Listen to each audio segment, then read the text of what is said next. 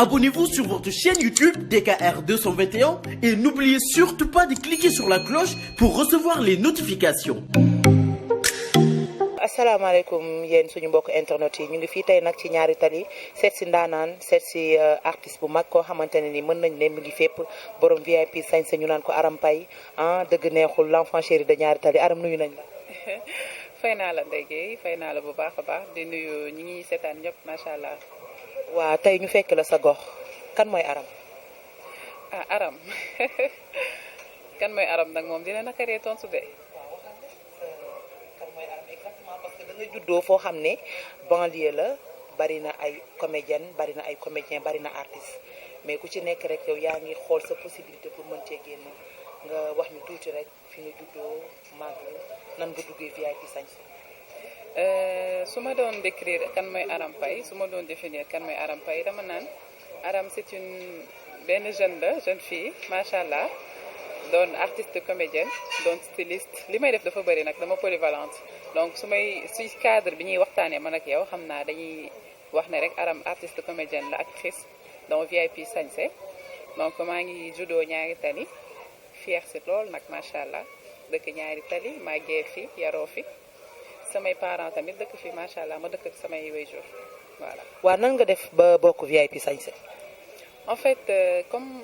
tu te rappelles émission Table yaa ngoone bi daan am TFM donc dama doon tourné Table yaa ngoone ak établissement Fallou Col may nekk foofu si jour bi ñuy tourné si biir marché bi ci place Fallou ma xamante fa ak madame Ndiaye voilà après madame Ndiaye si la jël samay contact daal may contacté benn jour ne ma ndax bëgg nga def comédie ma ne ko mais pourquoi pas parce que milieu bi ma nekk yaakaar naa ne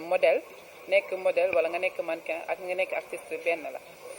donc bi ma defee loolu ñuy déggante man ak moom souvent ba benn jour rek projet VIP taxaw mu woo ma ndax intéressé wu nga ma ne ko bien sûr ma daal di ñëw def casting bi réussir ko macha allah après noonu foofu laa jaaree doon Daba Ndiaye. waaw dañ la gis nga timide nii ci waxtaan bi timide ak ni nga toogee et tout mais boo nekkee VIP sañse da ngay ànd ak xadar pour lan loolu.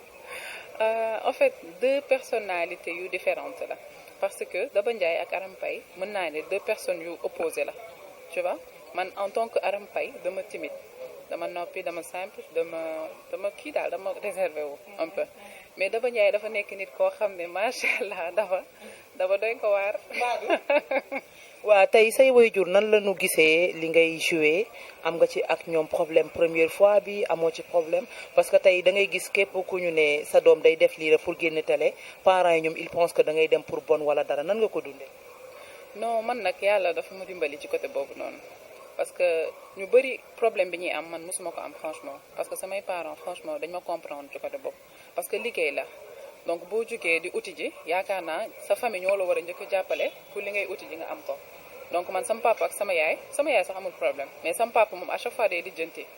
bien vrai que nag fiir na tàng na mais bi mu demee ba xam ni liggéey la daf ma bàyyi ma job sama job. mais am nga ay concurrent am nga rival yoo xamante ne ñoom nanguwuñ li nga doon parce que xam nga àddina moom noonu la da ngay doon dara mais ñii dañuy nangu ñii duñu nangu nan ngay dundee loolu boobu defante ci seen milieu. non loolu man wax dëgg yàlla safuma daal genre yooyu noonu man dérangé wu ma du ma ci bàyyi xel sax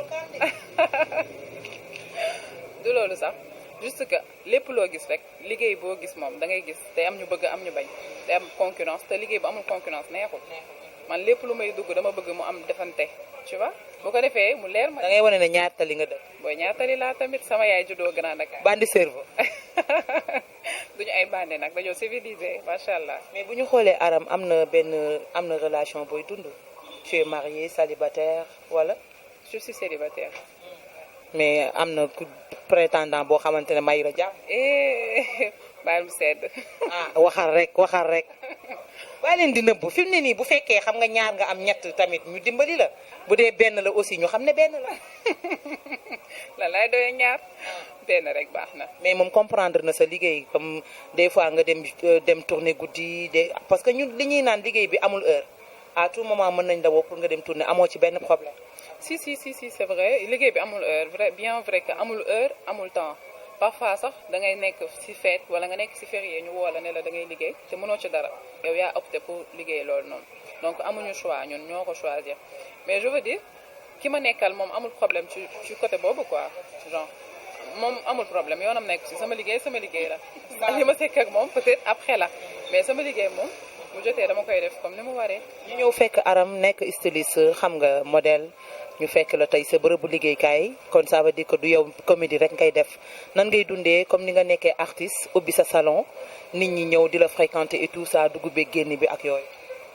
waaw dama koy rafetlu rek dafa neex nag macha allah nga nekk ci benn milieu di évoluer ba nit ñi dem ba xam la ci tu vois après nga ubbi sa beneen liggéey comme salon bi c'est récent yàggul donc salon bi xale yi da ngay gis dañuy ñëw taxaw si buntu bi sax naan dafa njaay genre fierté la ci koñ bi nga dëkk fierté la si liggéey bi ngay def parce que ça montre que nit ñi ñu ngi lay seetaan nit ñaa ngi lay bàyyi xel tu vois te dañoo war a gën a góorgóorlu ci côté boobu noonu bien vrai que nag du comédie kese laay def comédie moo ma mujjee dab ci li may liggéey waaw parce que man mosuma woon xalaat ne dinaa ko def donc damaa dem ba ci biir ak milieu bi may évoluer ma dem ba ci biir comédie fekk si ma mais coiffure esthétique genre dama spécialisé aussi loolu mais stylisme formation stylisme laa def à ISMOD donc styliste laa njëkk a nekk quoi après coiffure bi dama dem ba gis ne rek business la daal ma dugg ci commencé liggéey ak samay xam naa ne cerveau mbee baax de Aram mii waa naka ngay dundee ak sa waa koñ parce que tey di métti na nag nga judd ci koñ màgg ci koñ nekk artiste des fois am na ci ñoo xam ne dañuy dëkk ci gox 2 à 3 reprises dañuy génn télé bu ñu rombee seen waa koñ duñu leen nuyu wala duñu sekk ak koñ bi dara yow nan ngay dundee laay man loolu la ñi koy def dama leen naan ñu ngi ci erreur parce que tamit succès mooy loo xam ne moom glace la dafay seey voilà donc bu fekkee yow da nga yëg succès nga génn ci écran bi nit ñi di la seetaan bu dul woon nit ñi lay seetaan yaakaar naa li ngay def du safe donc boo demee bay liggéey ba feeñ ci télé bi ñi nga xam ne ñoo lay seetaan da nga leen war a gën a valoriser gën leen a bëgg gën leen a fonk teg leen ci seen place xam ne bu dul ñoom doo dara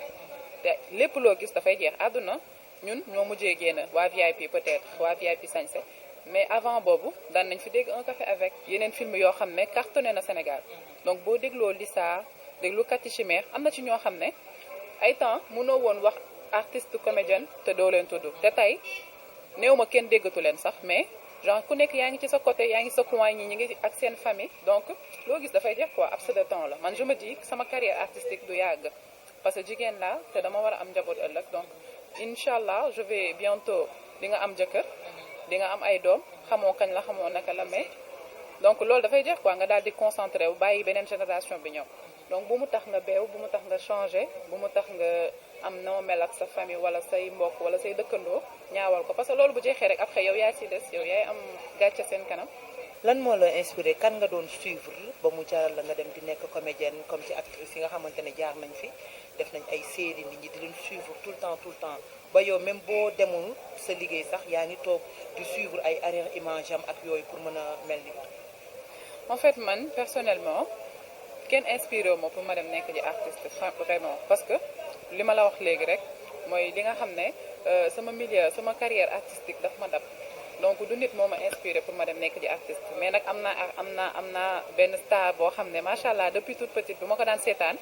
damay imaginer mel ni moom comme Lissa de Café avec voilà. Lissa dama ko doon seetaan di gis sama bopp ci moom parce que ñu bëri dañu wax da ngaa nduroog Lissa noirceur bi et tout donc ma koy xool di imaginer sama bopp en tant que Lissa su ma nekkoon star comme Lissa tu vois genre yëfu xale quoi xam nga àdduna dafa gudd temps c'est juste ça. Aram di ngay faral di baali. man très rarement nag très rarement. di nga génn soulagé wu parce que du da nga génn parce que da nga bon wala dara. non génn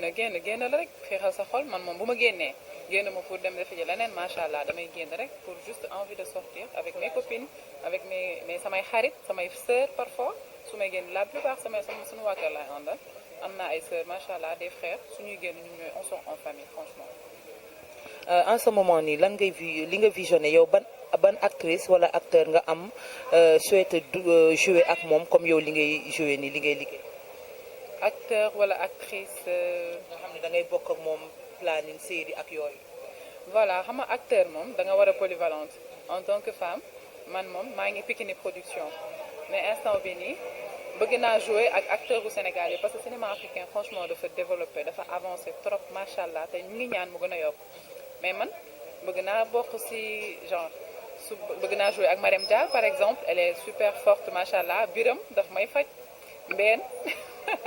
mbeen bi nekk maîtresse macha allah ñoom ñëpp bëgg naa jouer ak ñoom parce que mën nañ li ñuy def te ay idole lañ ay référence lañ ci milieu bi donc waa daaree coach ay ñoom sën sunu yaay yooyu nga xam ne bàyyi nañ fi loo xam ne ñun mën nañ ci topp jàng ci ay référence lañ tu vois Tata Jeewo bi nekk yaayu je sais pas yaayu sumbulu si biir di je sais pas série bi wiiri wiiri Jeewo Saw bëgg naa jouer ak moom ak ñoom Mam Baye Ili genre yooyu noonu ñoom nga xam ne dañoo màggaale ak ñoom dañoo màgg di yàgg di seetaan RTS di leen seetaan bëgg naa dem ba bokk ak ñoom ay théâtre donc on sait jamais. ban artiste comédien ngay seetaan reetaan ba fàtte say soucis kan moo la mën a reetaanloo ci ñoom ñëpp. man nag franchement damay suivre maîtresse bu baax kii di Amsa kii di Biram ak l'autre comment il s'appelle encore Mbène la sœur de Taïrou ñoom ñett mën nañ ma ray ba ma dee. damay daal ñoo lay soulager. ah illa xëy loola. tey nan nga gisee mbas mi Sénégal liggéey yëpp taxaw amul dem jouer ji amul def dara nan nga ko dundee ak ni mu méttee ak financièrement nag la ñuy wax parce que buñ nee mbas mi rek laal na bu baax artistes yi nan ngeen koy. dëgg la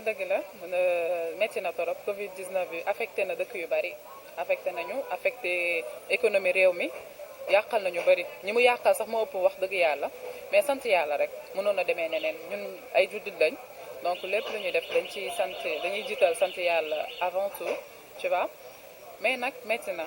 bu ñu sañoon suñu liggéey doxaat comme ni mu daan doxee comme avant bu ñu sañoon lépp redevenir comme avant mais mënuñu ci dara on doit apprendre à vivre avec le virus donc ñi ngi def effort daal man moom personnellement je vis avec ñi ngi protégé wu on respecte les mesures barrières mais n'empêche on travaille ñi ngi liggéey. en tant que porteur de voix en tant que image boo xamante ne ñu ngi koy xool ci yow en tant que actrice lan ngay wax suñu jeunes yi nga xamante ne ay xale lañu mais comprendre guñu exactement lan mooy joie de vivre ay jeunes lañu mais lu leen neex la ñuy def ban message nga leen di lancer pour mën leen gindi ñu xam ne âge de la puberté day passé ñoom dañuy nekk mag. en fait en tant que porteur de voix en tant que femme en tant que jeune fille en tant que jeune donc su may conseiller ñi nga xam ne ñoom laa bokkal génération ak samay rakk dama leen naan jeunesse dafa gàtt tu vois yàggul te il faut en profiter au max certes mais nga bañ a def loo xam ne ëllëg dafay nuire sa avenir parce que tamit loo xam ne sa giiru dund dalay topp comme déjà ñu ngi ci jamonoy réseaux sociaux ñu ngi ci jamonoy yoo xam doo comprendre daal dafa doy waar dëkk bi dafa toj donc xale yi nañu réveillé wu ñu bañ a sàgganee seen ay études respecter seen ay parents fonk seen ay famille donc loolu laa leen di conseiller li nga xam ne nag mënul ñàkk mooy liggéey parce que dañu toll ci dëkk boo xam ne on fait partie des plus pauvres donc dañoo war a jóg takk suñu liggéey amul góor amul jigéen góor baax na jigéen baax na ñëpp jóg daal di réveiller sa conscience maanaam lépp looy yëngu même bu fekkee da ngay dem nekk apprenti car rapide nga def ci sa fulla ak sa fayda avancé ci parce que métier moom amul y a pas de sot métier bu fekkee da ngay liggéey à chaque fois li ngay liggéey def ci sa fulla ak sa fayda donc bu fekkee da nga nekk par exemple coiffeuse wala nga nekk tailleur di ñaw lépp liggéey la bul jàpp ne rek ñi nga xam ne ñoo jàng ba am seen ay diplôme ñoo war a liggéey non ñëpp war a liggéey même TikTok toog ci tali bi di jaay café tuubaawam biñ ciy def fulaam te bu yàlla defee déwén dina am yeneen ñaari thermos après mu amaat ba mu nekk ay cantine donc dama leen di wax rek ñu liggéey franchement liggéey rek a dëgg rek kay dëgg. ma lay laajte nag danger bi am ci réseaux sociaux yi te xale yi jël réseaux sociaux defe ne benn base boo xamante ne la c'est normal que ñoom ñu koy utiliser. en fait pour man je me dis xale yi dañu war a dañu war a def nànk par rapport au réseau parce que tamit neex na parfois dafay am lu mu lay apporter lu bari ci sa liggéey am na lu bari lu mu lay apporter ci sa vie mais réseaux sociaux yi li muy yàq moo ëpp li muy defar. donc man je conseille fortement aux jeunes de faire très attention surtout aux filles nag jigéen ñi moo ëpp lim leen di yaakaar franchement xam nañ fi may waxee donc wax bu yegg dafa ko moom mais je vais dire ñu def très attention parce que tamit man j'utilise les réseaux sociaux pour travailler am na ñoo xam ne dañ koy utiliser pour divertir am na ñoo xam ne dañ koy utiliser pour def naka sudul noonu donc ñu def très attention ku ci nekk ak say intention y a des gens mal intentionnés yoo xam ne mën nañ la tendre piège à partir des réseaux sociaux bu yeboo ñu def ci attention parce que tamit li muy yàq moo gën li muy defar di ko tubaab bi di créer di ko fabriquer c'était pas pour des choses yoo xam ne c'est négatif donc ñun bu ñu demee ba koy utiliser ci yeneen anam rek c'est parce que danger am na ñëpp nag amul mag amul ndaw amul góor amul jigéen tout le monde est exposé il faut faire très attention avec les réseaux sociaux franchement. mais est-ce que Aram yaa ngi suggéré pour dem jouer beneen série ak keneen loolu bu comme boo ko programmé est-ce que du nekk problème ak waa Pikine. non non waa Pikine nag xam nga sunu papa Alioune Ndiaye macha allah dafa ñabote ñëpp moom amul problème franchement mais nag liggéey en matière de business y a pas de sentiment dañu ne liggéey la bu fekkee da nga signé contrat jàmbur boo xësee ba signé contrat bi da nga war a def li la warloo ak ki nga signé ndool contrat bi ñun waa VIP on est sous contrat donc tant que contrat VIP jeexul ñun mënuñu dem liggéey ak beneen série tu vois xam nga ni mu demee donc bu jeexee nag en dehors de ce contrat mën naa dem parce que artiste laa léegi comédienne la actrice la donc mën naa dem liggéey ak n'importe quelle maison de production y a pas de souci amul problème parce que bu la keneen soxla sous contrat bi nga nekk nii ak waa Pikine nii j'espère que du nekk problème même bu fekkee dañ la soxla ci benn scénario kese loolu warul poser problème. loolu nag wax dëgg yàlla sama xam-xam soriwu ci xam nga booy wax da ngay wax ak sa digganteeg yàlla parce que man comprendre ma dama am manager boo xam ne à chaque fois suñ ma woowee damay jël sama numéro damay jël numéro bi joxaat ko ne ko régleel moom su ma woowee après moom moo may wax ndax da ngay dem wala doo dem su ma nee demal damay dem sinon je reste parce que sama liggéey moom bëgguma ku ma ci tooñ bëgguma ci tooñ quoi à chaque fois dama koy def comme ni mu waree moo tax waaw. waaw à part que tey parce que xam naa ne série bi moom mënoo ko continuer éternellement mënoo jouer éternellement comme à part projet salon bi nga nekk nii lan nga programmé waat ubbi ko wala lan nga programmé def ko hors VIP Sañse hors sa salon. en fait salon bi moom macha allah taxaw na ba pare Ramchou Beauty la tudd Ramchou Beauty yaakaar naa ñaar tali moom foo taxaw ne Ramchou Beauty rek dinañ la ne mi ngi ne bu Daba Jaay donc Ramchou Beauty taxaw na ba pare mais je vais dire après salon bi Ramchou la marque by Ramchou c'est mon marque de vêtements maa ngi ciy liggéey vente bi en ligne la yemagum mais bëgg naa ubbi ay boutiques yoo xam ne la marque by Ramchou moo koy moom donc bëgg naa aussi commercialiser wu ci ay vente de perruques cheveux naturels et tout loolu ci salon bi ñu ngi ciy liggéey instant bi nii ak yeneen yoo xam ne maa ngi ciy xalaat maa ngi ciy réfléchir te incha allah bëgg naa mu aboutir incha allah. waa Ramchou lan ngay tàggatoo tey. di remercier ñëpp nag di la remercier yow ci déplacement bi di jégaluwaat bu baax téléspectateurs yi ñuy seetaan di leen wax ne nit matu su ma juumee ci kàddu yi rek ngeen jégal ma ko te xam ni sama njuumte la tu vois lu ci rafet nag ngeen jàpp ne rek ñun ñëpp la voilà donc du ma tàggatoo nag liggéey sans pour autant ma remercier ñi nga xam ne ñooy sama doole mooy sama famille macha allah ñoom ñi nga xam ne ñoo ma bàyyi may liggéey di ma jàppale nag ci sama liggéey surtout boo seetee salon bi ñi nga fi gis ñëpp dañoo nduroo donc nga xam ne lii waaw voilà donc c'est la famille quoi boo seetee ñi fi nekk ñëpp benn lañ c'est le sang donc macha allah di remercier sama famille bu baax a baax te xam ni bu dul woon ñoom gëm naa ne sama yoon dinaa yéex a yegg parce que ku ñëwee genre mënuma wax si ñoom donc di remercier sama élèves yi nekk ci salon bi macha allah sama clientes yi nga xam ne bu dul woon ak ñoom tamit Ramchou Beauty de Bouger Maître maa ngi leen di remercier encore une fois un grand merci à vous mention spéciale à mes parents ma mère et mon père sama yaay ju baax yi nga xam ne amuma fayam di ñaan nag yàlla guddal fanam may ko wér gi yaram ba ma li may ko yéene ma def xal ko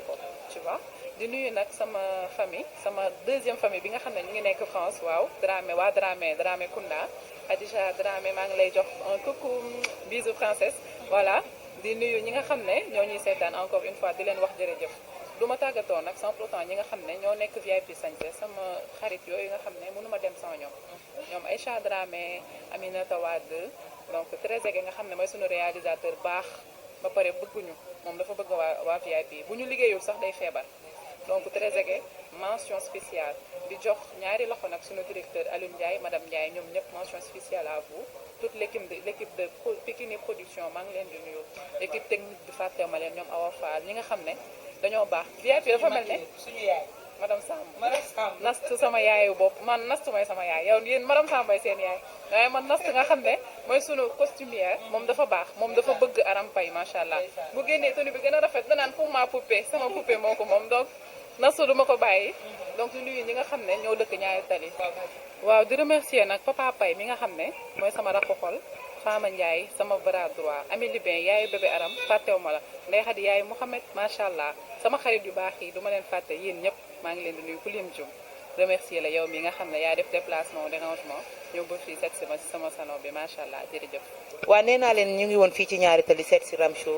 borom VIP sañse dëgg neexu ñu fekk ko ne ci bërëbu liggéeykaayam muy ko am jom boolewul dara ak wax waaye man Ndeye Gueye Junior du ma dem mukk te du ma remercier ki nga xamante ne moo ma dooleel muy Evoli ma ànd see kan nag sama waajaa ngi noonu borom DKR 221 boo bëggee dégg lu baax wala dégg loo xamante ne day dal sa xel topp leen DKR 221 Evoli nag marque la boo xamante ne mi ngi lëmbe réew mi Padois la nu nekk numéro téléphone 77 794 02 93 boo fa demee di nga gis yu baax yi te dina jàll léegi te di ngeen ko gis maa ngi remercier ñëpp di dooleel ñëpp dina yàlla na ñëpp am jàmm.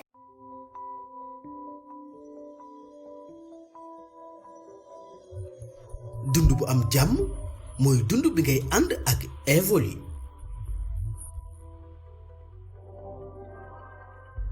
design yu amul fenn.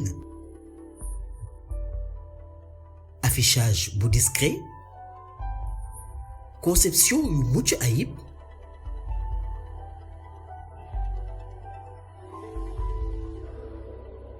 activation bu gaaw lool.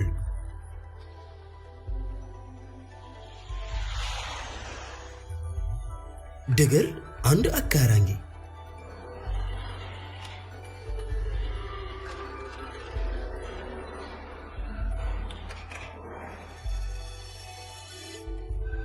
mode turbo bi nag bànneexul ci peex mu neex ak benn touche rekk. air bu féex te sedd guy ngay am foofu si 30 secondes donc 3D airflow ngelaw bu fort bi muy dégager dina wër pièce bi yëpp ngay dund confort. air bi di sàndeeku nu mu ko neexee ba sax di egg ci distance 25 mètres dina la jox peex mi nga soxla même su tàngoon ba 67 degrés Celsius. liggéey nañ ko ba nga xam ni amul benn bruit bu lay teree dallu ni nga ko bëggee. lu weesu split yi Evoli am na ay télévision smart ak ay frigo bar wala sax réfrigérateur. yow mi namm jàmm ak confort bu baax mën nga ñu fekk ci suñu showroom mi ngi nekk Padois Buldeuse en face hôpital Nabil Choucair wala nga woote ci 77 794 02 93 wala 77 507 37 00.